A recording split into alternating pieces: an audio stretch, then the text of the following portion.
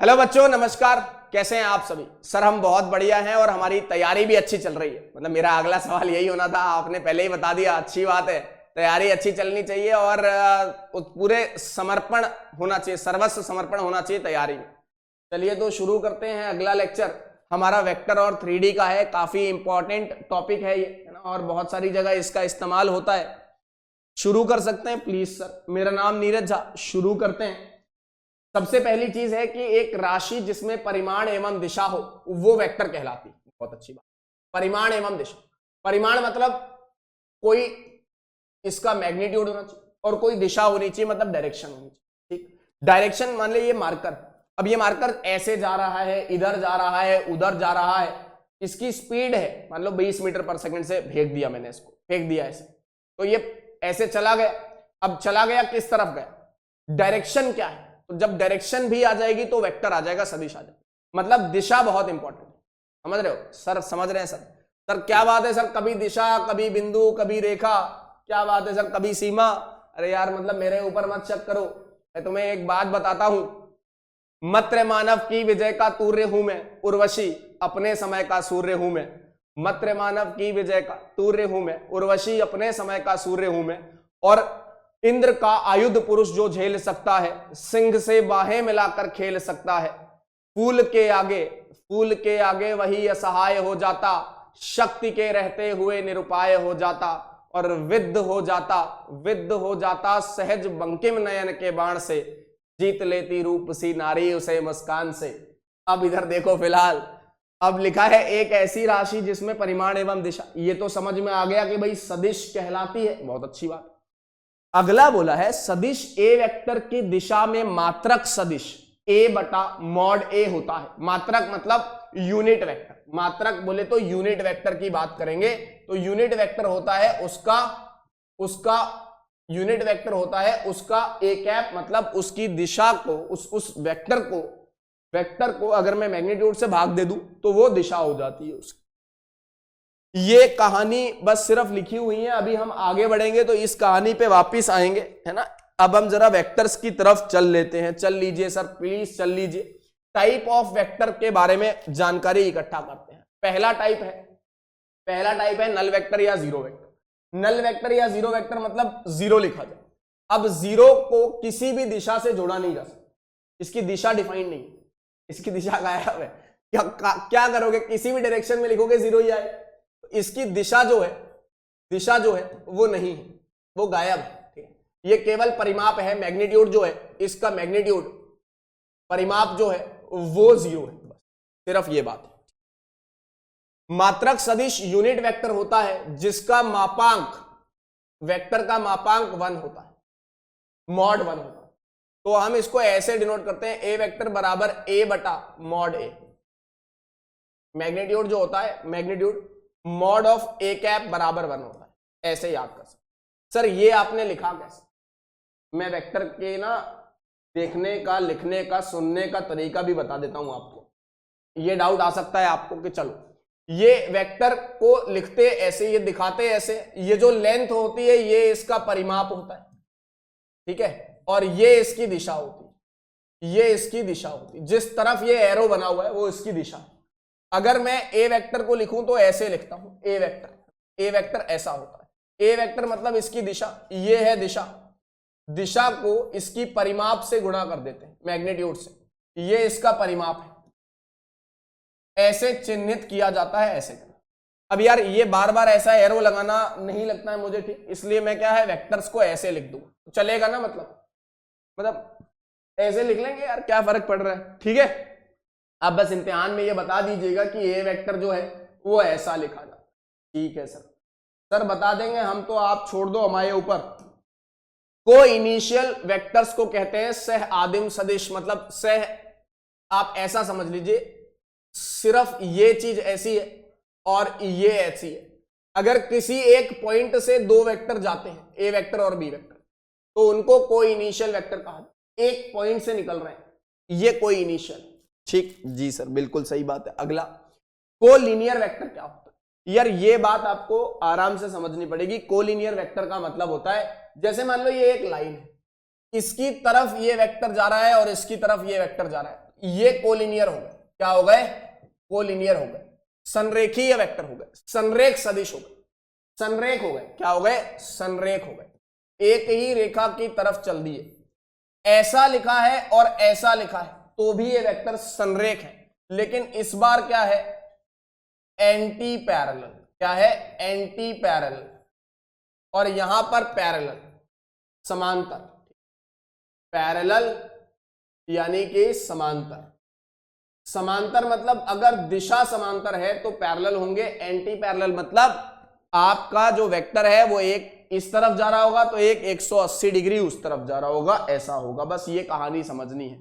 Equal vector वो होंगे जब आप, जैसे आप कोई भी वेक्टर लिखते हो, अगर उसकी दिशा और परिमाप दोनों बराबर, ये ए वेक्टर बराबर बी वेक्टर, मतलब ये जो मैग्नीट्यूड ए वेक्टर का है वही मैग्नीट्यूड बी वेक्टर का होगा और वही उसकी भी दिशा होगी, ए कैप की दिशा बी कैप के बराबर होगी, दिशा सेम होगी और मैग्नीट्यूड बराबर होगा, सिंपल सी बात है। आगे बढ़ते हैं। नेगेटिव ऑफ अ वेक्टर, किसी वेक्टर का नेगेटिव, मतलब मान लो ए वेक्टर लिखा है, इसका नेगेटिव क्या होगा, माइनस, ये मान लो ए वेक्टर ऐसा लिखा, ये ए वेक्टर है तो माइनस ए वेक्टर लिखूंगा तो इसकी दिशा क्या होगी, ऐसे बदल जाएगी, दिशा बदल जाएगी, माइनस टाइम्स लगाने पर उल्टी हो जाएगी, 180 डिग्री रिवर्स हो जाएगी, 180 डिग्री रिवर्स हो जाएगी। अगर आप किसी वेक्टर को किसी सदिश से गुणा करते हो, मान लो 2a वेक्टर लिखा, तो मान लो a वेक्टर बना था, आपने ऐसा बनाया, 2a वेक्टर मतलब ये दुगना हो जाएगा, लंबाई इसकी 2 टाइम्स mod a हो जाएगी, बस यही होगा और कुछ नहीं। माइनस 2a करते तो इधर हो जाता और 2 गुनी लंबाई का हो जाता। ठीक है सर, ये तो सर काफी आसान है, बिल्कुल सही। एडिशन ऑफ वेक्टर्स, दो सदिशों का योग जो होता है ना, एडिशन, आप ऐसे ऐड नहीं कर सकते जैसे 2 + 3 5 होता है सर, इसमें कौन सी नई बात है, कोई नई बात नहीं है भाई, लेकिन ए वेक्टर प्लस बी वेक्टर बराबर, इसको लिखने का तरीका अलग होता है, इसको हम लिखते हैं ऐसे, त्रिभुज बना, कैसे, ऐसे कर, ये ए वेक्टर होता है, ये बी वेक्टर होता है, ये ए वेक्टर है, ये बी वेक्टर है, बी वेक्टर, तो ये वाला वेक्टर जो आता है, वेक्टर ये वाला आता है, ये होता है, ये वाला वेक्टर कहलाता है ए प्लस बी वेक्टर। आपको मैं समझाने के लिए समझाऊं तो अगर ये पॉइंट ए है और ये पॉइंट बी है और ये पॉइंट सी है, तो आप देखें, आप ए बी पे चल रहे हैं, बी सी पे चल रहे हैं और उसके बाद यहां से ए सी पे चल रहे हैं, आपका इनिशियल पॉइंट शुरुआत वाला बिंदु और फाइनल वाला बिंदु यदि सेम है, इसके बीच में जितने भी वेक्टर आएंगे सबको जोड़ोगे, ये रिजल्टेंट, ये वाली वैल्यू आती है ए प्लस। कैसे लिखते हैं ट्रायंगल लॉ में, तो आपने देखा होगा, फिजिक्स में पढ़ते हैं थोड़ा बहुत ट्रायंगल लॉ, ठीक है, अभी मैं पढ़ाऊंगा, बताऊंगा। तो ए प्लस बी बराबर ए प्लस, ये ए और ये बी, त्रिभुज में ऐसा हो, कभी अगर मान लो ऐसी स्थिति आ जाए, ऐसी स्थिति उत्पन्न हो जाए कि भाई ये ए वेक्टर है, ये बी वेक्टर है और ये सी वेक्टर है, तो A vector plus B vector plus C vector 0 आएगा। क्यों आएगा 0? क्योंकि आप जहां से चले थे वहीं पर आ गए, इसीलिए 0 आ गया। आपका रिजल्टेंट 0 आ गया, तीनों वेक्टर का योग जो है वो 0 आ गया। इसने बात बताई है तीन वेक्टर्स के एडिशन का गुणधर्म। ए प्लस बी बराबर बी प्लस ए होता है, तो क्रम विनिमेयता होती है, ठीक, क्रम विनिमेयता होती है। तीन सदिश ए बी सी के लिए भी आप ऐसा लिख सकते हो, साहचर्य गुणन भी ये रखता है, साहचर्य नियम भी फॉलो करता है। मैट्राइसेस वगैरह में हमने देखा है, ये मैंने आपको बता ही दिया कि भैया अगर ए वेक्टर को 3a लिख दो या 2a लिख दो, तो ये ए वेक्टर था, 3a ऐसा हो जाएगा, 3 टाइम्स mod a हो जाएगा, दिशा वही रहेगी। ठीक, आगे बढ़ते हैं। घटक कंपोनेंट करना, यार ये इंपॉर्टेंट है, ये इंपॉर्टेंट है हमारे लिए। हमारे जो एक्सिस हैं वो डिफाइंड है, हमारी एक्सिस x, y और z होंगी। हमारे लिए एक्सिस क्या होंगी? x, y और z। कोई भी वेक्टर को something x i cap plus y j cap plus z k cap लिख सकते। अब सर ये k कैप, j कैप और x कैप क्या है, i कैप क्या है? पहला सवाल तुम्हारा आना चाहिए। सही बात है सर, आना तो चाहिए। आई कैप होता है एक्स एक्सिस की तरफ यूनिट वेक्टर, इकाई सदिश,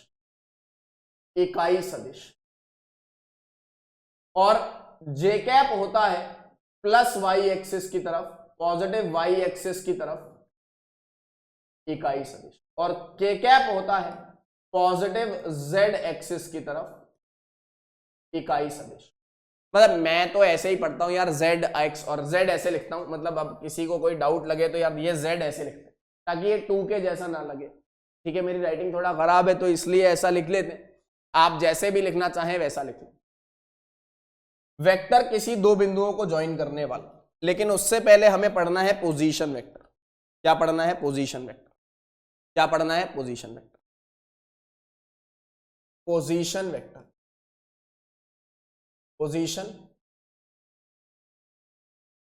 पोजीशन वेक्टर यानी कि पोजीशन जो है वो उसकी देखनी, पोजीशन वेक्टर ये क्या है? अगर मैं इसकी बात करूं तो ये एक पॉइंट है और ये एक पॉइंट है, इन दोनों को मिला दो। ये पॉइंट है मान लो 1, 2, 3, इसका मतलब होता है ये एक्स कोऑर्डिनेट है, ये वाई कोऑर्डिनेट है और ये जेड कोऑर्डिनेट, और ये जीरो वेक्टर, जीरो मतलब ओरिजिन 0, 0, 0। तो जब भी मैं ओ ए वेक्टर लिखूंगा, ओ ए वेक्टर को मैं ए वेक्टर लिख दूंगा, ये हो जाएगा पोजीशन वेक्टर ए बिंदु का, ए बिंदु का पोजीशन वेक्टर क्या हो जाएगा सर? ओ ए वेक्टर यानी कि ए वेक्टर। इसको हम हमेशा लिखते हैं सामने वाला माइनस ये वाला हिस्सा माइनस ये वाला हिस्सा। तो यदि आपको लिखना हो ओ ए वेक्टर तो वो आएगा ए, सिर्फ ए माइनस जीरो, ए मतलब 1, 2, 3 माइनस 0, 0। अब ये घटेंगे कैसे? याद रखें कैसे घटते हैं। ये हो गया 1 में से 0 गया, 0 आया, 1, 2, 3 ही आ गया। ये करेस्पॉन्डिंगली आई कैप, 2 जे कैप और 3 के कैप लिखते हैं। ये आई वाला है एक्स वाला, ये जेड वाला वाई वाला है और ये जेड वाला है। आई कैप, जे कैप और के कैप, एक्स वाला, वाई वाला, जेड वाला। मतलब 1 में से इसको घटा दो 0 तो आई कैप, 2 में से इसको घटा दो तो जे कैप, 3 में से इसको घटा दो तो के कैप। क्या कोई समस्या? नहीं सर। किसी दो बिंदुओं को जोड़ने वाला वेक्टर कैसे लिखते हैं? ध्यान देना, ये ए वेक्टर है, ये बी वेक्टर है। अगर मुझे ए बी वेक्टर लिखना है तो इसकी दिशा किस तरफ आएगी? पहले तो ये डिसाइड कर, दिशा। फिर से दिशा सर, अरे यार तुम मतलब देखो इधर, दिशा मतलब ये ऐसा होगा, इस तरफ होगा, जो फाइनल पॉइंट होता है उसकी तरफ पॉइंट करता है। तो ए बी वेक्टर है तो ये फाइनल पॉइंट है, इसकी तरफ आएगा, तो ए बी वेक्टर ये आया। ए बी वेक्टर लिखने के तरीका क्या होगा? मान लो ये ऐसा लिखा है 1, 2, 3।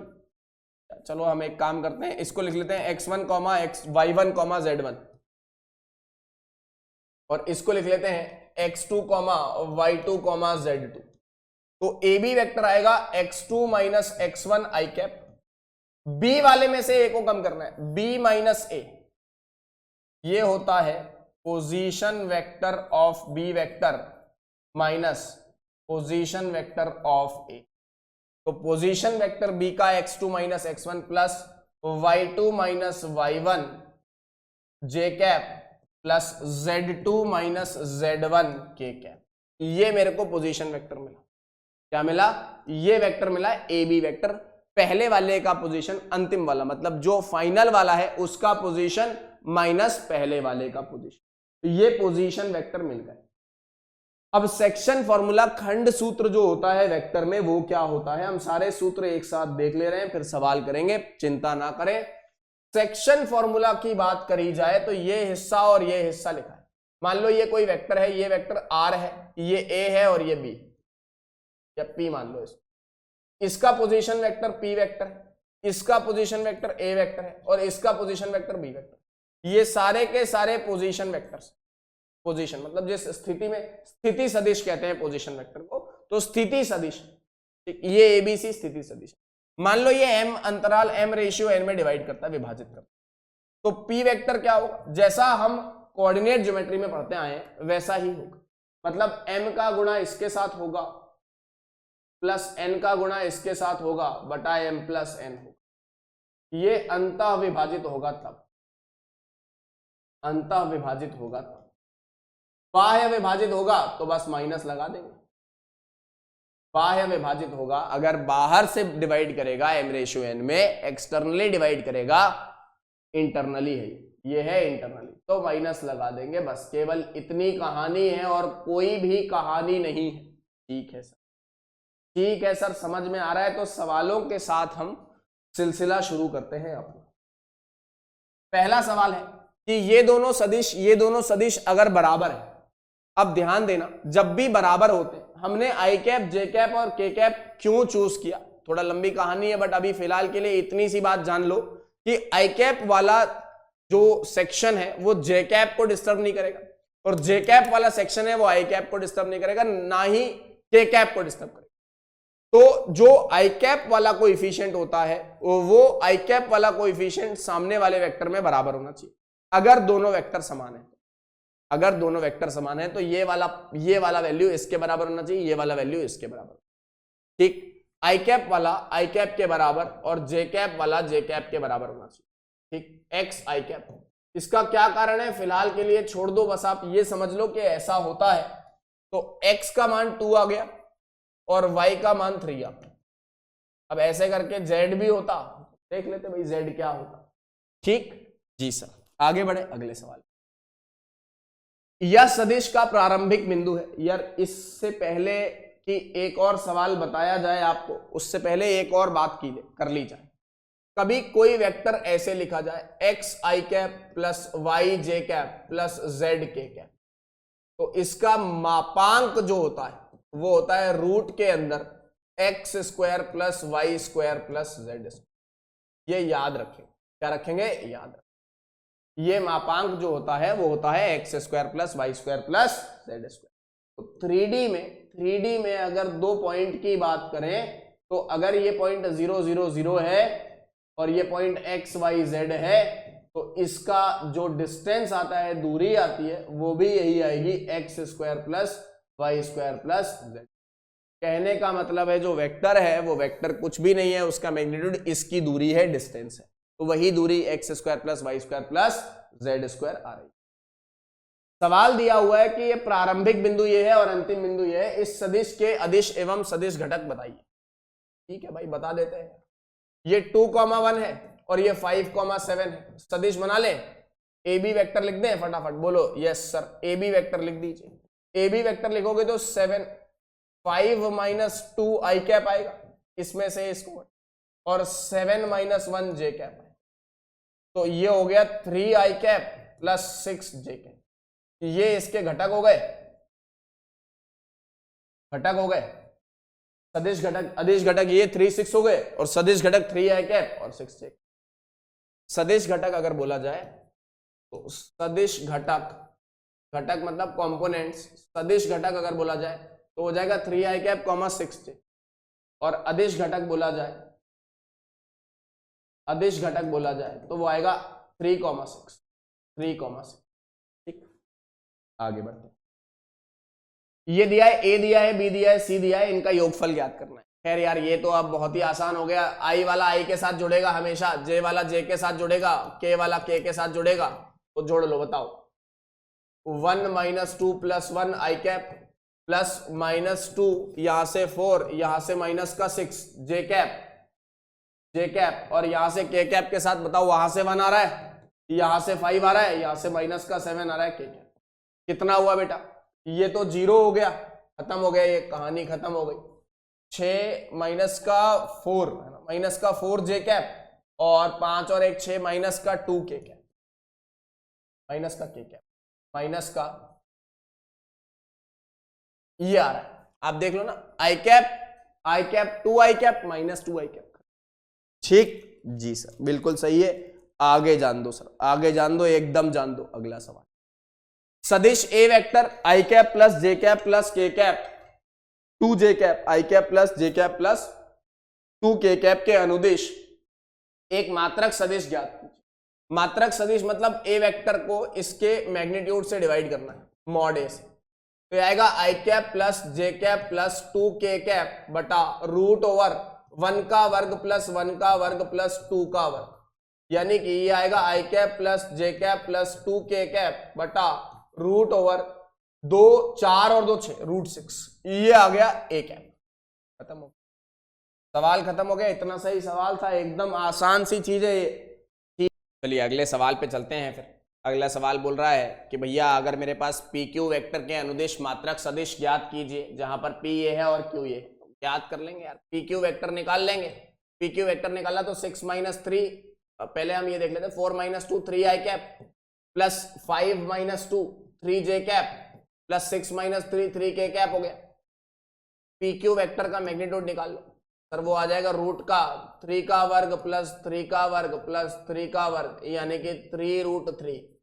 तो पी क्यू का कैप जो आएगा वो आएगा 3i प्लस 3j प्लस का 3k बटा रूट 3, यानी कि 3 रूट 3 का मतलब 3 3 3 उड़ा दो, यानी कि ये आ जाएगा आई कैप प्लस जे कैप प्लस के कैप बटा रूट। सिर्फ ये बात है, इतनी सी कहानी है बस।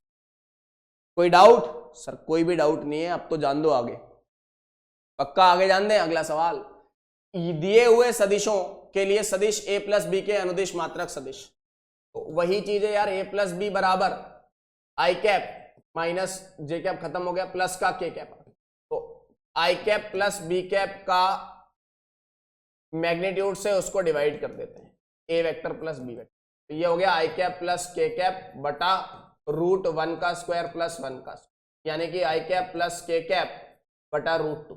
ये मेरा आंसर आता है। सिंपल है ना, ये सारे सवाल सिंपल है जी सर, बिल्कुल सिंपल है। अगला सवाल, तो अगले सवाल ये रहा हमारे पास कि भैया ए बी बी सी सी ए कुछ त्रिभुज दिया हुआ है, त्रिभुज दिया हुआ है। तो पहले मैं इस त्रिभुज का रिजल्ट लिखूंगा, मुझे रिजल्ट नजर आएगा A B plus B C, A B और बी सी को जोड़ूंगा तो ए सी आ जाएगा, ये पक्की बात है।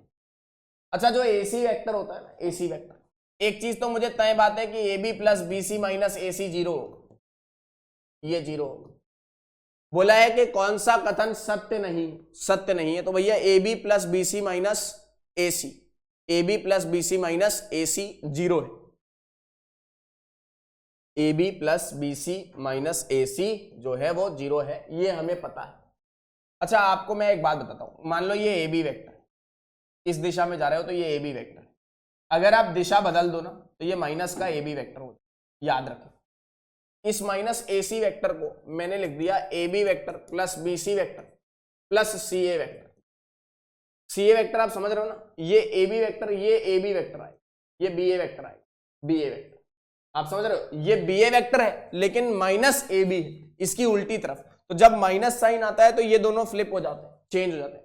A B plus B C plus C A क्या आ रहा है, वो 0 आ रहा है, A B plus B C plus C A 0 आ रहा है, तो ये वाला सही है, ये भी सही है, और A B plus B C minus A C 0 है, ये भी सही है, यानी कि ये वाला गलत है। आप वैसे भी देख सकते हैं A B plus B C minus C A 0 नहीं होगा, ये ऑप्शन सही। तो 1 नंबर का सवाल सही हो गया, सारे नंबर मिल गए। डॉट प्रोडक्ट के बारे में बात करते हैं। डॉट प्रोडक्ट होता है, सिंपल सी बात जान लो, ए डॉट बी बराबर mod A into mod B into cos theta, जहां थीटा होता है ए और बी के बीच मध्य कोण, ए एंड बी के मध्य।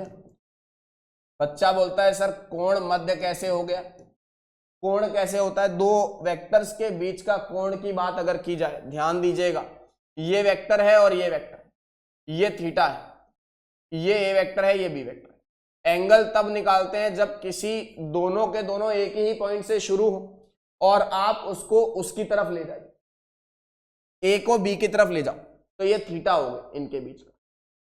तो थीटा की रेंज होती है 0 से पाई, पाई होगा, पाई होगा, अगर पाई हुआ तो वेक्टर ऐसे होंगे, एक वेक्टर ऐसे फैला होगा, एक वेक्टर ऐसे फैला होगा, ये पाई हो गया एंगल। अगर 90 डिग्री हुआ, 90 डिग्री हुआ तो ये वेक्टर ऐसा होगा, एक वेक्टर ऐसा और दूसरा वेक्टर, ए और बी दोनों पता लगा, पाई हुआ तो ऐसा हो गया और ऐसा हो गया। अब इसका एक डॉट प्रोडक्ट का स्पेशल केस आता है, यदि थीटा 90 डिग्री है तो ए डॉट बी 0 आएगा। मैं उल्टा नहीं कह रहा बेटा, अगर ए डॉट बी 0 है तो थीटा 90 डिग्री होगा, ये नहीं कह रहा, ये सही है, लेकिन उल्टा लिखोगे ना, उल्टा लिखेंगे। यदि ए डॉट बी 0 है इसका मतलब ये हो गया कि थीटा पाई बाई 2 होगा, ये कहना गलत है, सही नहीं है। मतलब हो भी सकता है और नहीं भी हो सकता, कोई एक वेक्टर 0 हो गया तब तो भाई मुश्किल है ना, इसीलिए ये कहना गलत है। ये कहना सही है कि अगर थीटा मतलब cos 90 हो गया, हम हो गए। ये इसके डॉट प्रोडक्ट की बात याद रखना, ठीक। डॉट प्रोडक्ट में 2-3 चीजें और देखनी है। आई कैप का जे कैप के साथ डॉट लेंगे 0 आएगा, आई कैप का के कैप के साथ डॉट लेंगे 0 आएगा, और अगर जे कैप का के कैप के साथ डॉट लेंगे तो 0 आएगा, ठीक है। क्यों सर? क्योंकि दोनों लंबवत होते। आई डॉट आई करेंगे तो 1 आएगा, जे डॉट जे करेंगे तो भी 1 आएगा, और के डॉट के करेंगे तो भी 1 आएगा। ये तो खैर सबको आसान है, पता ही होता है, I dot I, J dot J, के डॉट के, तो काम हो जाता है। एक सवाल दिया है, इनके बीच का कोण निकालना है। जब भी कोण निकालने की बात करेंगे तो हमेशा यूज करेंगे डॉट प्रोडक्ट। क्या यूज करेंगे? Dot product. सदिशों का अदिश गुणन क्या है? अदिश गुणन। ए डॉट बी जो होता है ये स्केलर नंबर आता है, वेक्टर नहीं आता, अदिश आता है। वेक्टर प्रोडक्ट भी होता है, अभी थोड़ी देर से पढ़ने वाले हैं बस। तो अदिश प्रोडक्ट आता है। अदिश प्रोडक्ट क्या होता है इसको लिख लेते हैं, i माइनस 2j प्लस 3 के, 3i माइनस 2j प्लस के, तो a डॉट बी कर दो, बताओ क्या आएगा। 3i डॉट आई कितना हुआ, मतलब जैसे i minus 2j plus 3k लिखा आपने और इसके साथ डॉट कर दिया 3i माइनस 2j प्लस का k, डॉट कर दो, तो बताओ i डॉट आई 1, तो 3i dot j, i dot I 1 हो गया, i डॉट j 0 हो गया, i डॉट j k 0 हो गया, 0 और 0 पहला वाला।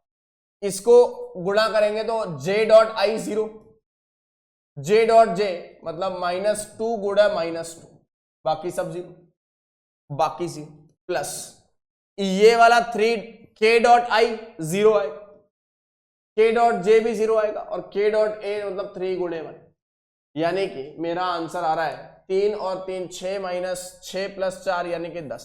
तो a डॉट b तो 10 आता है। a डॉट b होता है mod a into mod b into cos theta, ये हो गया 10। मॉड a बताओ सर, रूट ओवर 1 का स्क्वायर 2 का स्क्वायर और 3 का स्क्वायर, 1 का स्क्वायर 2 का स्क्वायर और 3 का इंटू रूट ओवर 3 का स्क्वायर प्लस 2 का स्क्वायर प्लस 1 का स्क्वायर, 3 का स्क्वायर प्लस 2 का स्क्वायर प्लस 1 का स्क्वायर गुणा कॉस।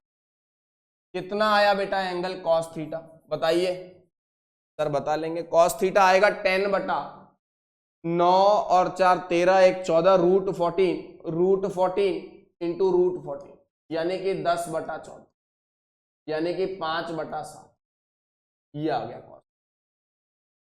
तो बस कॉस थीटा लिख देंगे, आपको आंसर मिल जाएंगे, या थीटा बराबर कॉस इनवर्स 5/7, कॉस इनवर्स 5/7। केवल इतनी कहानी अगर आप लिख देंगे ना तो आंसर आ जाएगा। आप देख लीजिए, आई को आई के साथ डॉट करेंगे तो 1 आएगा, बाकी सभी के साथ 0 आएगा। इसको इसके साथ डॉट करेंगे तो भी यही काम होगा, इसको इसके साथ डॉट करेंगे तो भी यही काम होगा।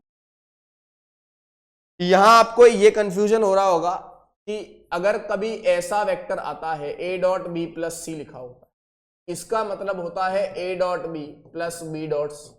ये सब सारे नियम फॉलो करता है क्रम विनिमय वाले, a डॉट बी बराबर b डॉट ए भी होता है, ये नियम फॉलो होते हैं।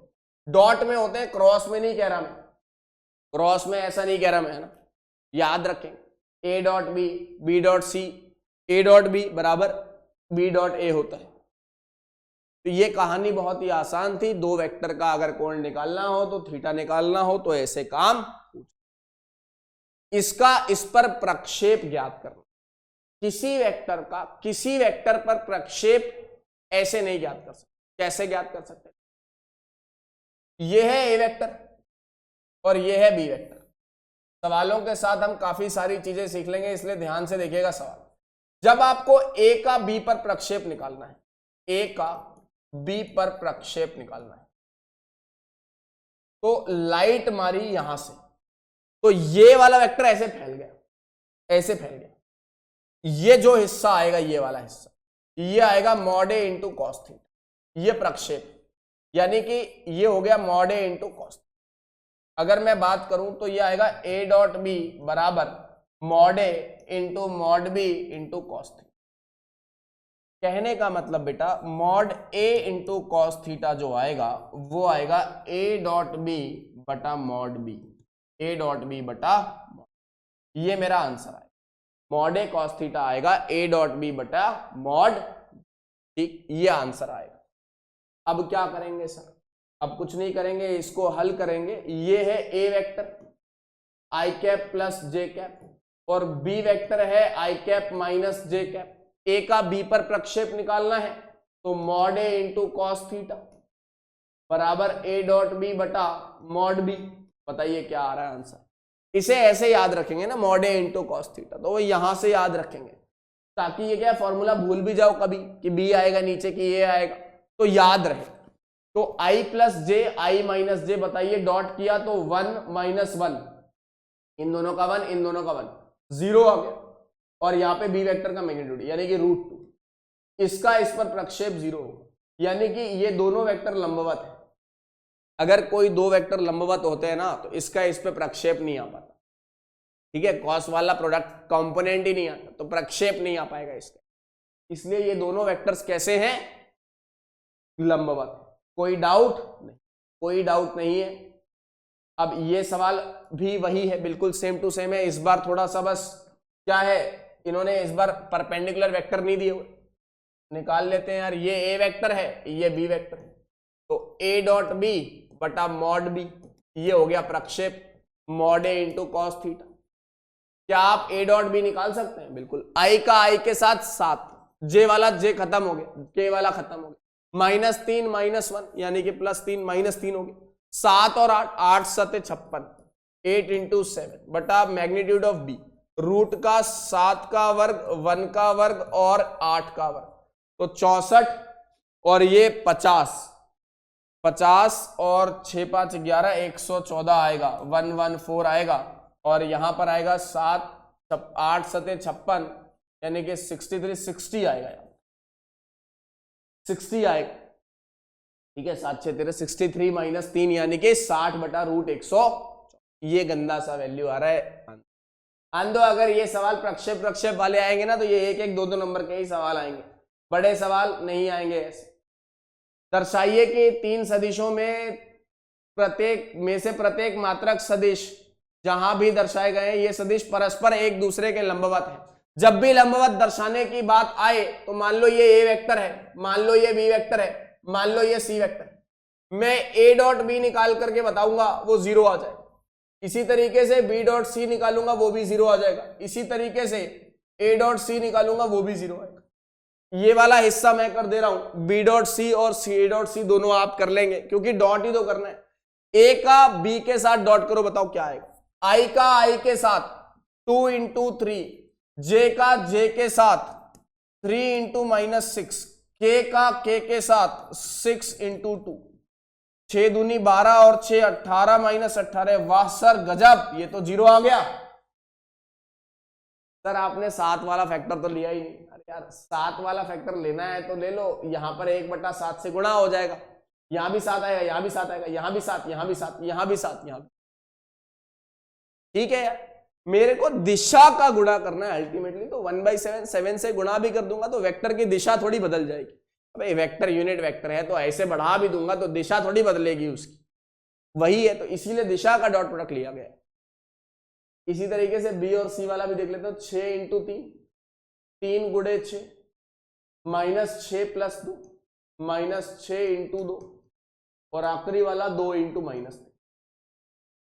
कितना आया यार ये? 6 तरीक 18 -18 फिर से 0, ये वाला भी 0 ही आएगा, ठीक है जी सर, कोई दिक्कत नहीं है सर, आसान है ये तो सवाल। अगला सवाल बोलता है यदि a + b dot a - b बराबर 8 और मॉड a बराबर 8b तो मॉड a एवं मॉड b ज्ञात करना है। ये बढ़िया सवाल लग रहा है। इसका इसके साथ डॉट करेंगे तो ये आएगा a dot a - a dot b plus b dot a - b dot b। ये कहानी ये कहानी यहां पर समाप्त होती है। ए डॉट बी और बी डॉट ए कट गया, दोनों सेम होता है ना, ये वाली वैल्यू 8 आ रही है।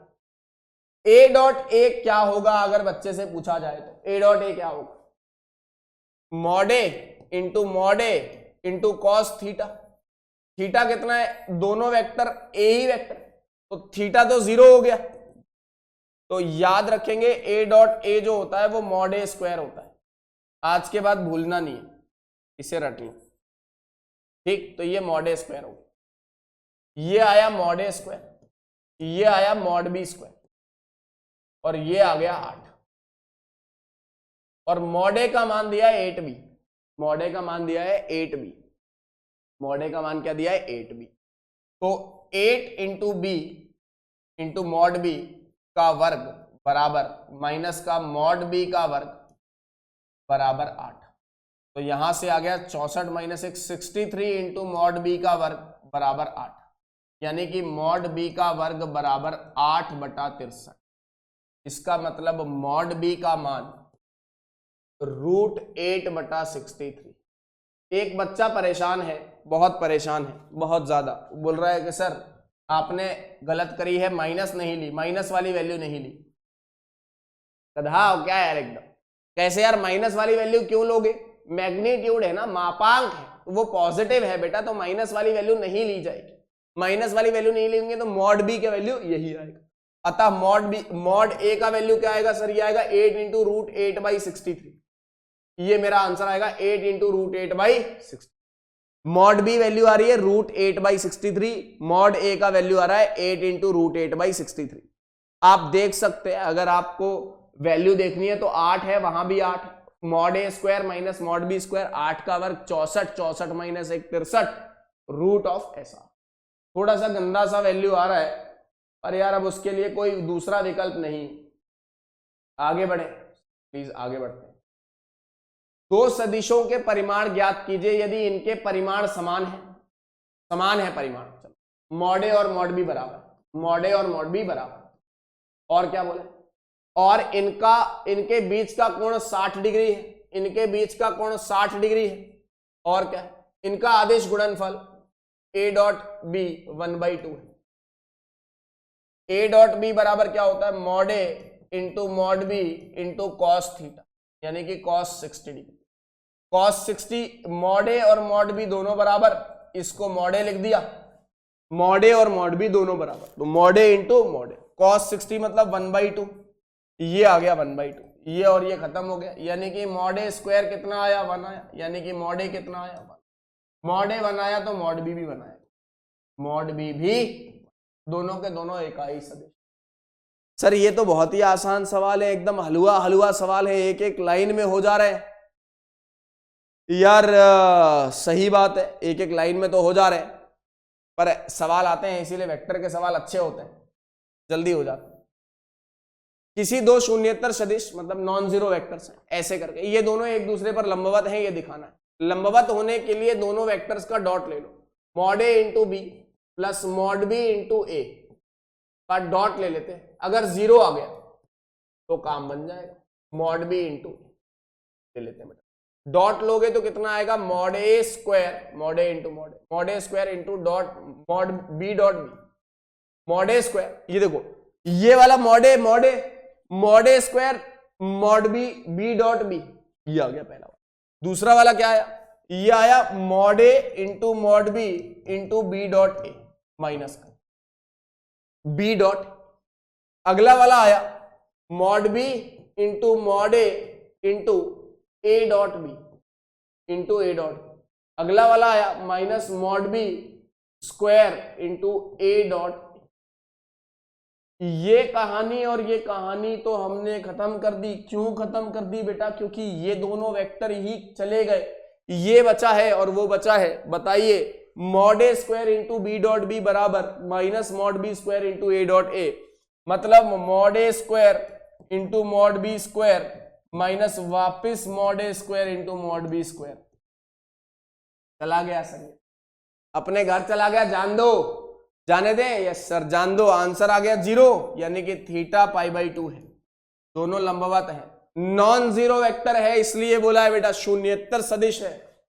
नहीं बोलता तो नहीं बता पाता कि ऐसा होगा, कुछ भी हो सकता है। फिर आप समझ रहे हो मेरी बात? सर बिल्कुल समझ रहे। ए डॉट ए बराबर 0 और ए डॉट बी बराबर 0 है, तो दो सदिश में से क्या निष्कर्ष निकाला जा सकता है? ये भी 0 हो रहा है और ये भी 0 हो रहा है। ए डॉट ए 0 है तो सीधी सी बात है मॉड ए स्क्वायर 0 है, यानी कि मॉड ए 0 है। अगर मॉड ए 0 है, मॉड ए 0 है यानी कि ए वेक्टर ही 0 है, ए वेक्टर 0 सदिश है। बस बी वेक्टर के बारे में आप कुछ नहीं कह सकते, बी वेक्टर के बारे में आप कुछ नहीं कह सकते, बी वेक्टर कुछ भी हो सकता है। तो बी वेक्टर के बारे में कुछ नहीं कह सकते, कुछ नहीं कह सकते या कुछ ना कहो, कुछ नहीं कह सकते, बस चुप रहो। सर ठीक है सर, कुछ ना कहो चुप रहो, समझ गए ना? समझ गए सर, पक्का? जी सर बिल्कुल पक्का, एकदम 16 आने सत्य। अब ये इस तरह के सवाल जो होते हैं ये कैसे किए जाते हैं, इसका मेथड देखो। कभी आपको a प्लस बी बराबर कुछ दिया, मान लो c वेक्टर दिया, मैं इसका मेथड बता रहा हूं, मान लो ऐसा दिया, तो हम क्या करते हैं, दोनों तरफ मॉड लगाते हैं और मॉड का स्क्वायर करते हैं। या आपको कभी mod of a plus B का, mod of a plus B बराबर क्या होगा ये चेक करो। तो mod of a plus B को मैं ऐसा लिख सकता हूं, a plus B dot A plus B लिख सकता हूं बेटा। भाई ये वेक्टर लिखा है, ये वेक्टर लिखा है, तो a dot A plus B dot A plus B, mod of a plus B का वर्ग। अगर ऐसा लिखा है तो बताइए ये क्या आएगा? सर ये वाली वैल्यू आएगी a dot A plus B dot A plus फिर से B dot A plus mod B square, यानी कि इसे B dot B, B dot, याद रखिएगा ये आइडेंटिटी याद रखिएगा, mod A square plus mod B square plus 2 times of A dot, जो आपने पूर्ण वर्ग में पढ़ी थी आइडेंटिटी। आपने बचपन में आइडेंटिटी पढ़ी होगी, ए प्लस बी का होल स्क्वायर होता है A square plus B square plus 2ab। यहां पे है A plus A minus B का होल स्क्वायर या ए प्लस बी का whole square, A square plus B square तो आ रहा है, लेकिन 2a डॉट बी भी आ रहा है, यहां पर a डॉट बी आता है। तो यदि अगर ये आता ए माइनस बी वेक्टर, इसका वर्ग लिखते तो लिखते mod A square plus mod B square minus 2 times of A dot, ये याद रखना पड़ेगा।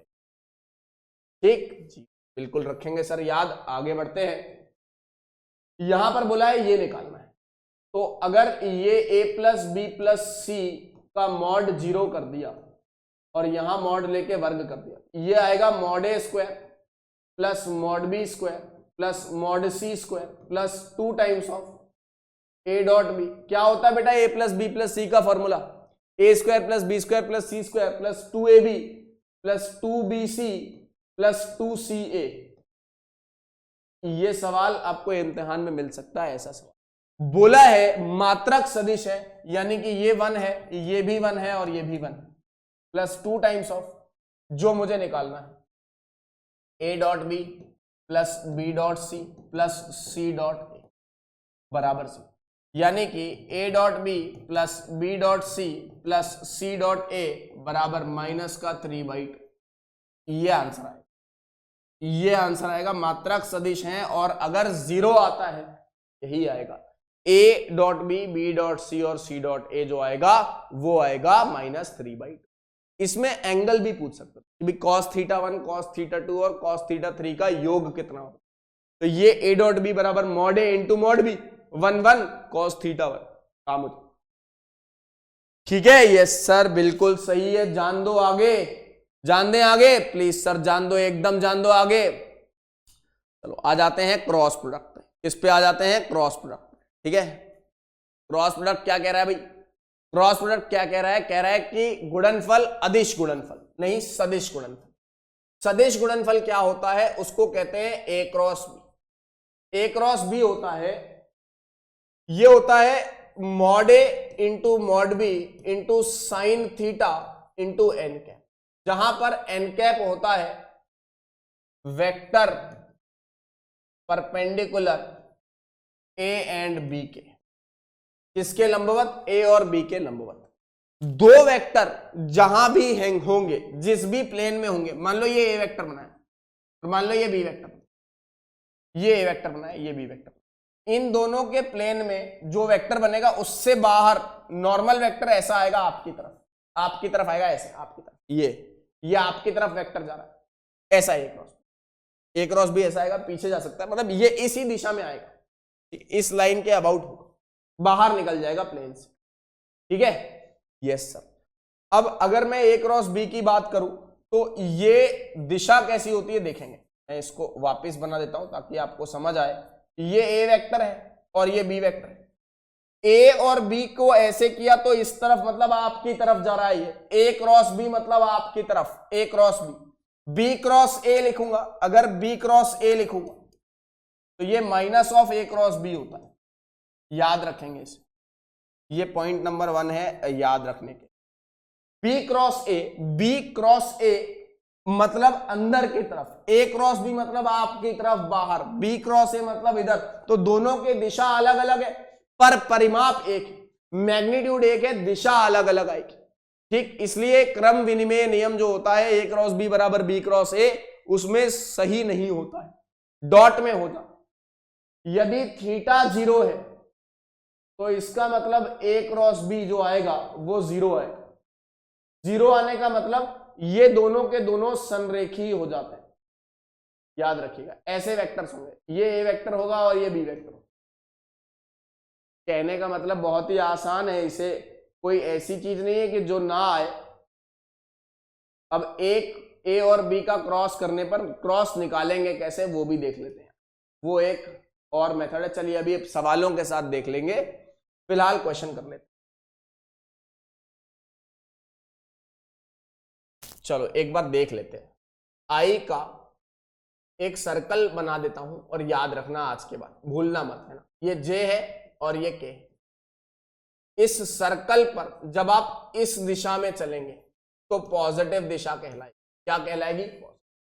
मतलब आई का जे के साथ क्रॉस करोगे तो के आ जाएगा, आई का जे के साथ, के का आई के साथ करोगे, के का आई के साथ करोगे तो आ जाएगा, के का आई के साथ करोगे तो जे आ जाएगा, और जे का के साथ करोगे तो के तो आई कैप आ जाएगा। आपको मेरी बात समझ ली? आई क्रॉस जे के, जे क्रॉस के आई, के क्रॉस आई जे। अगर कभी कोई बोले सर उल्टा चक्कर चला दो भाई, मेरे को कोई दिक्कत नहीं है, चला दो, उल्टा चक्कर चला दो। क्या होगा उल्टा चक्कर? जे क्रॉस आई, जे क्रॉस आई इस दिशा में जा रहे हो, इस दिशा में, ये नेगेटिव दिशा है, ऐसे जा रहे हो तो माइनस का, याद रखेंगे, ठीक है। तो ऐसे करके सब कुछ याद रखेंगे। ऐसे चलना पड़ेगा तो माइनस, ऐसे चलना पड़ेगा तो ठीक है। कोई समस्या नहीं सर, कोई भी समस्या नहीं। चलिए एक क्वेश्चन है, एक मात्रक सदिश आई कैप के साथ इतना एंगल, इसके साथ इतना एंगल और के कैप के साथ थीटा कोण बनाता है, तो थीटा का मान ज्ञात करना है। इसकी सहायता से ए वेक्टर के घटक ज्ञात करना है। मात्रक सदिश है यानी कि ए कैप है, ए कैप है तो इसके साथ π/3 बनाता है, इसके साथ π/4 बनाता है, और के कैप। यहां मुझे आपको दो बात इंट्रोड्यूस करनी पड़ेगी। सर क्या बात? Direction cosine. कोई भी वेक्टर हो, कोई भी वेक्टर हो, यदि वो वेक्टर कोई भी वेक्टर अगर वो अल्फा बना रहा है, यहां से बीटा बना रहा है और यहां से गामा बना रहा है, ये z है, ये x है और ये y। यदि ए वेक्टर x के साथ अल्फा कोण बनाता है, y के साथ प्लस y के साथ, या प्लस y समझ लीजिए, ये बीटा कोण बनाता है और इसके साथ गामा कोण बनाता है, तो ये कहलाते हैं दिक्कोज्या। क्या कहलाते हैं? दिक्कोज्या। दिक्कोज्या का मतलब होता है डायरेक्शन कोसाइन। क्या मतलब होता है? डायरेक्शन। अगर आप डायरेक्शन कोसाइन की बात करते हैं तो ये दिक्कोज्या कहलाते हैं। क्या कहलाते हैं? दिक्कोज्या, डायरेक्शन कोसाइन, ठीक। इसका मतलब कॉस अल्फा, ये जो डायरेक्शन कोसाइंस होंगे इनको हम कहेंगे L बराबर कॉस अल्फा, M बराबर कॉस बीटा और n बराबर कॉस गामा। ये याद रख लेंगे, 3D में भी काम आएगा। ये डायरेक्शन कोसाइंस हम याद रख लेंगे, cos alpha cos beta cos का, और हमेशा cos alpha plus cos beta plus cos gamma का वर्ग जो होता है वो 1 होता है। ये भूलना ही नहीं है, क्योंकि इसके ऊपर सवाल आएगा ही आएगा, ये भूलना ही नहीं है बेटा। L square plus M square plus N square बराबर 1 होता है। ये भूल जाओगे क्या सर? नहीं भूलेंगे सर, पक्का नहीं भूलेंगे, पक्का। इतने दिनों में एग्जाम है, भूलोगे नहीं ना? नहीं भूलेंगे सर। ठीक है सर। अब कुछ नहीं, अब ये डायरेक्शन कोसाइन पता लग गया जी सर, ये पता लग गया ऐसा होगा। तो इसने दिया हुआ है डायरेक्शन कोसाइन, पहले वाले के साथ π/3, दूसरे वाले के साथ π/4, यानी कि कॉस स्क्वायर एल बराबर कॉस π/3 यानी कि 1/2, एम बराबर कॉस π/4 यानी कि कॉस π/4 यानी कि कितना है? यानी कि है 1/√2। तो L square plus M square plus N square बराबर 1 यूज करने पर 1/2 का वर्ग प्लस 1/√2 का वर्ग plus 1 M square N square बराबर, तो एन स्क्वायर का मान आ रहा है 1 माइनस 1/4 माइनस 1/2। कितना आ रहा है बेटा? ये आ रहा है 1/4, यानी कि n का वैल्यू आ रहा है प्लस माइनस 1/√2। अब वो दिशा से हो सकता है 45 डिग्री का कोण बना रहा हो, यानी कि थीटा का मान आ रहा है 45 डिग्री π/4 या 3π। हो सकता है वो ये कोण बना रहा हो सकता है वो ये कोण बना रहा हो। तो जो वेक्टर लिखा जाएगा यूनिट वेक्टर। जो यूनिट वेक्टर लिखा जाता है, याद रखें, वो हमेशा ऐसा लिखा जाता है Li plus mj plus n के। बच्चा बोलेगा सर मैं ना आपकी बात से सहमत हूं, लेकिन ये ऐसा क्यों लिख दिया आपने? मैग्नीट्यूड निकालना जरा इसका, कितना आता है? एल स्क्वायर एम स्क्वायर और एन स्क्वायर आता है, ये 1 होता है, इसलिए ये यूनिट वेक्टर हो, ये इकाई सदिश है, यूनिट वेक्टर है। क्या है? Unit vector. कोई दिक्कत नहीं, इसलिए ये इकाई सदिश है, ये यूनिट वेक्टर। यूनिट वेक्टर मतलब होता है कि यूनिट वेक्टर, ठीक है सर ये तो हमें भी पता है, यूनिट वेक्टर का मतलब होता है यूनिट वेक्टर, ठीक है, यूनिट वेक्टर का मतलब होता है यूनिट वेक्टर, ये तो हमें भी पता है। तो उससे क्या होगा? उससे कुछ नहीं होगा, उससे वेक्टर वेक्टर हो गया, ये वाली वैल्यू ऐसी हो गई। तो यूनिट वेक्टर होता है, ए वेक्टर का मैग्नीट्यूड हो गया L square plus M square plus N square बराबर, ठीक। अब क्या करें सर? अब यहां पे LMN लिख देंगे, n की जगह या तो आप 1/√2 लिख दो या माइनस 1/√2 लिख दो, दो वेक्टर, ऐसे दो वेक्टर बने, तो दोनों के दोनों घटक हम ज्ञात कर लें। अब होता क्या है कि जब आपने कभी इसको मान लो ऐसा लिख दिया, मान लो एक वेक्टर ऐसा है, ये मान लो ऐसा लिखा था 1/2i cap plus 1/√2 j cap minus 1 या प्लस 1/√2 k कैप, ऐसा लिखा, मान लो ऐसा लिखा। आपने बोला मैं 5 से मल्टीप्लाई कर दूं, या मैं ना 2√2 से मल्टीप्लाई कर देता। एक वेक्टर मैंने बना दिया बी वेक्टर, वो हो गया 2√2 से, यानी कि √2i cap plus 2j cap plus 2k cap, मान लो ऐसा बना दिया। इस वेक्टर की जो दिशा है ना, दिशा वो सेम है जैसे इसकी। इसको हम कहते हैं ये जो चीज लिखी हुई ना, ये दिक् अनुपात। क्या है? ये है दिक् अनुपात। क्या है सर? ये दिक् अनुपात है। पक्की बात है? जी सर बिल्कुल पक्की बात है, ये है दिक् अनुपात, डायरेक्शन कोसाइन, ये है दिक् अनुपात डायरेक्शन कोसाइन। क्या है सर? ये डायरेक्शन कोसाइन है, दिक् अनुपात। तो दिक् अनुपात वो होते हैं यदि आप LMN को किसी चीज से गुणा कर दो, फिक्स नंबर से, 2 से 3 से 5 से, किसी भी एक संख्या से गुणा कर दो, तो दिक् अनुपात आता है आंसर। क्या आता है? दिक् अनुपात, यानी कि डायरेक्शन कोसाइन आंसर आता है। ठीक है, पक्की बात है सर? एकदम पक्की बात है। पक्की बात है ना? बिल्कुल यस सर, बिल्कुल पक्की बात है। चलो एक क्वेश्चन है, लैम्डा और म्यू ज्ञात करना है यदि ये दोनों का क्रॉस 0 है। अब क्रॉस प्रोडक्ट निकालना भी आपको मैं सिखा देता हूं। क्रॉस प्रोडक्ट हमेशा निकालेंगे डिटर्मिनेंट का इस्तेमाल, आई कैप, जे कैप और के। यहां पे 2, यहां पे 6, यहां पे 27। पहले वाले वेक्टर के इधर लिखेंगे, दूसरे वाले वेक्टर के नीचे लिखेंगे 1 लैम्डा और म्यू बराबर 0। अब बताइए आई कैप के साथ क्या आएगा, यहीं से खोल देते हैं, डिटर्मिनेंट पढ़ चुके हैं, यहीं से खोल देंगे। बताइए क्या आएगा, 6 mu minus 27 lambda, 6 mu minus 27 lambda, ठीक। माइनस जे कैप के साथ बताइए, ये खत्म हो गया, ये खत्म हो गया, म्यू माइनस 27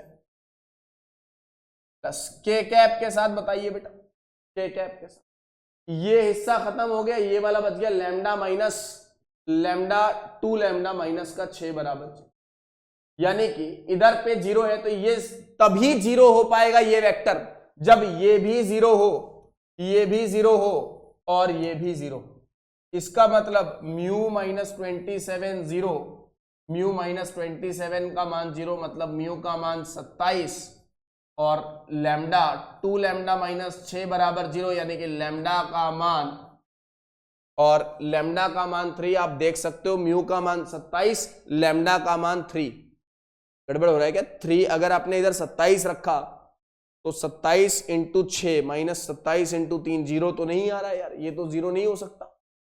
एक बार वापिस देख लेते हैं, 2 6 27, 2 इधर लिखा तो 6 म्यू माइनस 27 लैम्डा, और अब अगर इसको हटा दिया तो ये हो गया 27, 2 म्यू माइनस 27 आएगा यहाँ पे, 2 म्यू माइनस, ठीक है, 2 म्यू माइनस 27, तो 2 म्यू माइनस 27 मतलब म्यू का मान 27/2।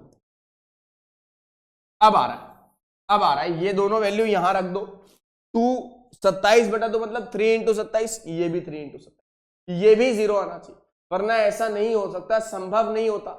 अगर यहाँ पे 2 नहीं होता तो फिर संभव नहीं हो पाता कि ये 0 हो पाए, ठीक है, इसलिए तीनों ही 0 आने चाहिए एक साथ, ठीक है। यस सर, बिल्कुल सही है सर। तो क्रॉस प्रोडक्ट के बारे में आपको जानकारी समझ में आई? पक्का? यस सर, बिल्कुल आई समझ में। एक और सवाल दिया हुआ है, ए डॉट बी 0 और ए क्रॉस बी 0, दोनों ही 0 है, क्या समझ सकते हो? डॉट और क्रॉस दोनों ही 0 है, मतलब बोल रहा है कि थीटा जो है वो π/2 भी है और थीटा जो है वो 0 भी है, ऐसा तो नहीं हो सकता। यानी कि या तो a 0 होगा, या a बराबर 0 होगा, या b बराबर 0 होगा। सिंपल सी कहानी है, क्योंकि अगर a b दोनों 0 नहीं है, दोनों में से कोई भी 0 नहीं, तो या तो थीटा π/2 होगा तो ये 0 हो जाएगा, π/2 हुआ तो ये नहीं होगा 0, और 0 हुआ तो ये 0 नहीं होगा। इसका मतलब या तो a 0 होगा या b 0। क्रॉस प्रोडक्ट हमारा यहां पर हमने काफी सारी चीजें सीख ली। कुछ और चीजें देख लेते हैं बेटा इसके साथ। देखिए एक सवाल है कि भाई OX, OY और OZ के साथ बराबर झुके हुए सदिश की दिक कोसाइन या दिक कोजाएं ये है, ठीक है भाई। बराबर झुकने का मतलब L बराबर M बराबर N, यही होगा ना। तो आप बताइए L square plus M square plus N square क्या होता है? सर वो 1 होता है, इकाई सदिश ऐसा ही होता है। ये 1 हो गया तो L square plus L square plus L square लिख दिए, यानी कि 3L स्क्वायर का वैल्यू आ गया 1, यानी कि L स्क्वायर का वैल्यू आ गया 1/3, यानी कि L का वैल्यू आ गया प्लस माइनस 1/√3, प्लस माइनस 1/√। तो सारे के सारे यही आएंगे, आंसर आएगा प्लस माइनस 1/√3, 1/√3 और 1/√3, ठीक है, एकदम सही है सर, पक्का? Yes sir. जान दे आगे? जान दो सर, जान दो, एकदम जान दो। अगला सवाल, समांतर चतुर्भुज का क्षेत्रफल ज्ञात करना। अब आप ए क्रॉस बी का ज्योमेट्रिकल मतलब समझ, फिर हम उसका क्षेत्रफल निकालें। ए क्रॉस बी का ज्योमेट्रिकल मतलब होता है, आप देखिए एक समांतर चतुर्भुज है, ये वेक्टर ए वेक्टर है और ये वेक्टर बी वेक्टर है। इसका एरिया जो होता है, एरिया, इसका एरिया क्षेत्रफल जो होता है, अगर ये एंगल थीटा है तो वो होता है ए क्रॉस बी के मैग्नीट्यूड से। Area A B C D, ये ए बी सी डी, ये ए है, ये बी है, ये सी है और ये डी है। समांतर चतुर्भुज का क्षेत्रफल दिया जाता है क्रॉस प्रोडक्ट से। किससे? Cross product. इसलिए क्रॉस प्रोडक्ट की वैल्यू जो है वो एरिया डिनोट करने के यूज में आती है। अगर यही एक त्रिभुज होता, मान लो यही एक त्रिभुज होता, तब क्या करते? ये ए है, ये बी है और ये सी, तब हम क्या करते हैं, किसी भी दो भुजाओं का क्रॉस कर देते, A B cross B C या B A cross B C कर दो, कुछ भी कर दो। करने के बाद जो मैग्नीट्यूड आएगा और उसका हाफ कर दोगे तो ये आएगा एरिया ए बी सी। ये बात याद रखेंगे, ये नोट कर ले। अब मान लो ये पॉइंट दिया है, ये पॉइंट दिया है और ये पॉइंट दिया है। मान लो पॉइंट दिए हुए, ये दिया है, ये दिया है और ये दिया है। दोनों वेक्टर निकाले और क्रॉस कर दिया, एरिया आ गया, खत्म हो गया। सबसे आसान चीज है। एरिया क्यों आता है? क्योंकि एरिया होता है half of A B into sine theta किसी भी त्रिभुज का। उस पर अपन नहीं जाएंगे, हम सीधा सीधा याद रख लेंगे कि ऐसा हो। ऐसा है तो बस काम हो गया कि ए क्रॉस बी का मैग्नीट्यूड निकालना है इसमें और क्षेत्रफल निकल जाएगा। निकाले सर? बिल्कुल निकालिए।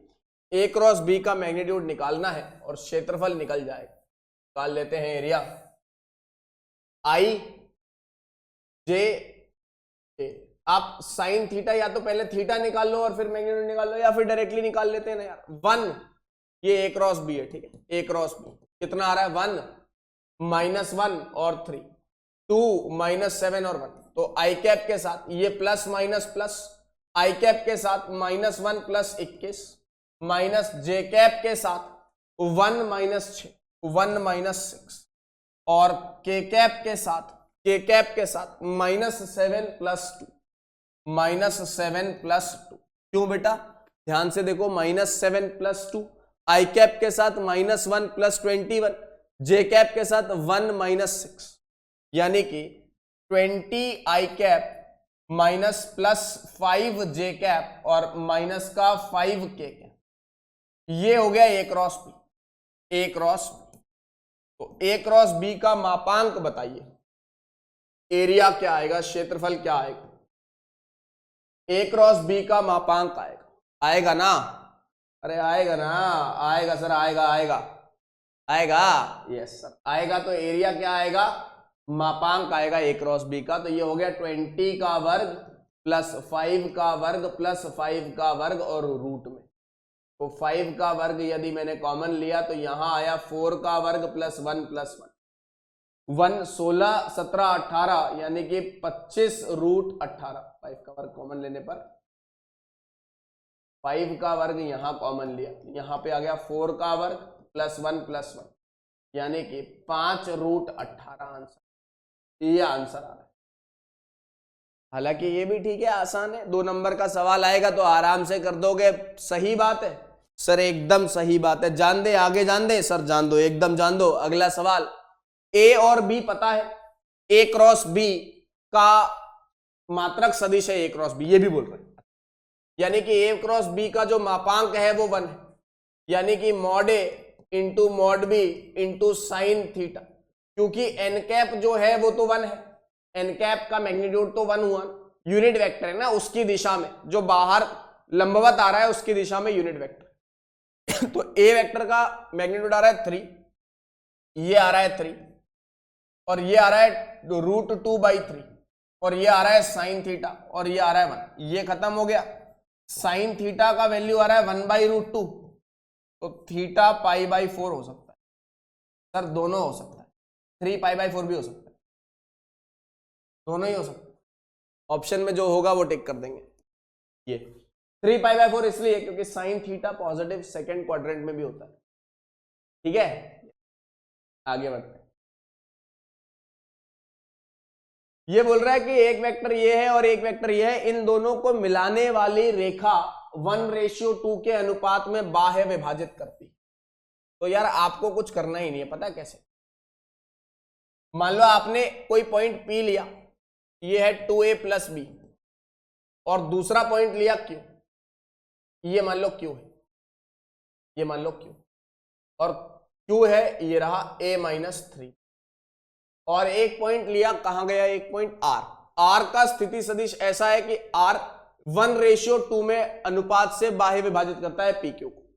तो ये वाला रेशियो 1 है और ये 2 है, ऐसा है सर। ये तो लग ही नहीं रहा 1:2, 1:2 तो लग ही नहीं रहा। ये इधर आ जाएगा, इधर आ जाएगा, मतलब ये कुछ ऐसा होगा। अगर लगाना चाहूं मैं ये वाली बात, इस बात को सुन लो, ये वाली वैल्यू काम कर, तो उड़ा देते हैं पहले, तो ऐसा देखो, ये ये P है और ये Q है और यहां पे कहीं R आएगा। अब देखो ये अनुपात 1 है और ये अनुपात 2, ये जो भी वेक्टर है 2a प्लस बी और ये वाला वेक्टर है a माइनस 3। तो हमने क्या पढ़ा था कि भैया r वेक्टर को ये m हो गया और ये n हो गया, तो r वेक्टर कैसे निकालेंगे? इसका पोजीशन वेक्टर। सर इसका पोजीशन वेक्टर निकालने के लिए 1 को गुणा करेंगे 2a प्लस बी के साथ और माइनस का 2 को गुणा करेंगे a माइनस 3b के साथ और बटे 1 माइनस 2। बताओ कितना आ रहा है? 2a माइनस 2a खत्म हो गया सर, बिल्कुल खत्म हो गया। 2a माइनस a जो है वो भाई यहाँ पे 2a है, यहाँ पे 2a, ये खत्म हो गया, यहाँ पे b बच गया, यहाँ पे 6, तो 7b प्लस का 7b। 2a माइनस, तो 1:2 के अनुपात में pq को विभाजित करता है, तो उल्टा कर दिया ना मैंने, उल्टा कर दिया। 1 को गुणा करना है इसके साथ a माइनस 3b के साथ और 2 का गुणा करना है, 2 का गुणा करना है 2a प्लस b के साथ बटा 1 माइनस 2। अब देखो कितना सर, ये आता है माइनस का 3a और माइनस 3b माइनस, तो माइनस का 5b आता है बटा माइनस 1, यानी कि 3a प्लस 5b आता है। कितना आता है? 3a plus 5, 3a plus 5। तो ये पॉइंट है 3a प्लस 5b, ये पॉइंट है a माइनस 3b और ये पॉइंट है 2a प्लस, ये पॉइंट a है या p है, ये पॉइंट q है और ये पॉइंट r। उसने बोला है कि दर्शाना है कि p जो है वो आर क्यू का मध्य बिंदु है। जोड़ दो, r प्लस क्यू बाई 2 कर दो, कितना आ रहा है? कितना आ रहा है सर? वो आ रहा है 3a plus 5b plus a minus 3b बटा 2 कर देते हैं, तो ये आ रहा है 4a प्लस 2b बटा 2, यानी कि ये आ रहा है 2a plus b, 2a plus, यही आ रहा है p वेक्टर। और कोई किसी का मध्य बिंदु होता है तो a x1 plus x2 by 2 कर देते हैं, आंसर आ जाता है। ठीक है, यस सर, कोई दिक्कत नहीं है सर, ये आसान सा सवाल है। एक और सवाल कर लेते हैं वेक्टर्स का, इसके साथ वेक्टर्स ओवर हो जाएगा। क्वेश्चन है कि एक समांतर चतुर्भुज की संलग्न भुजाएं ऐसी दी हुई, इसके विकर्ण का मात्रक सदिश निकालिए। अभी तक हमने ये बात नहीं पढ़ी थी, मैं आपको बता देता हूं। इसके विकर्ण का सदिश निकालना है। मान लो इसका विकर्ण, एक सदिश है ये वाला 2i cap minus 4j cap plus 5k cap, और इसके साथ में ये सदिश ये लिखा हुआ है i cap minus 2j cap minus 3k cap, ये लिखा हुआ है। आपको दो वेक्टर दिए हुए, दोनों वेक्टर के बारे में बताया हुआ। ये वाला जो वेक्टर होता है ना पैरेललोग्राम का, ये रिजल्टेंट वेक्टर r वेक्टर जो होता है वो इन दोनों का योग होता है। ये a वेक्टर है और ये b वेक्टर है, तो वो हो गया a प्लस b, यानी कि 3i cap minus 6j cap और प्लस का 2k कैप। आप देख लीजिए 2 plus 1 3i cap minus 6j cap plus का 2k कैप। आपको बोला है कि इसका मात्रक सदिश निकालिए, तो r कैप निकालिए, यानी कि 3i minus 6j plus 2k बटा रूट, बताओ क्या आएगा? क्या आएगा? 3 का वर्ग आएगा, 6 का वर्ग आएगा और 2 का वर्ग आएगा, यानी कि 3i cap minus 6j cap plus 2k cap बटा 9 और 4 13 है ना, 36 और 4 40, 40 और 9 49, यानी कि 7 आएगा। ये आंसर आएगा आर कैप। क्षेत्रफल निकालना है तो इन दोनों का क्रॉस कर देंगे, एरिया आ जाएगा। काम खत्म हो गया। वेक्टर्स वाली चीज ओवर होती है 3D पे।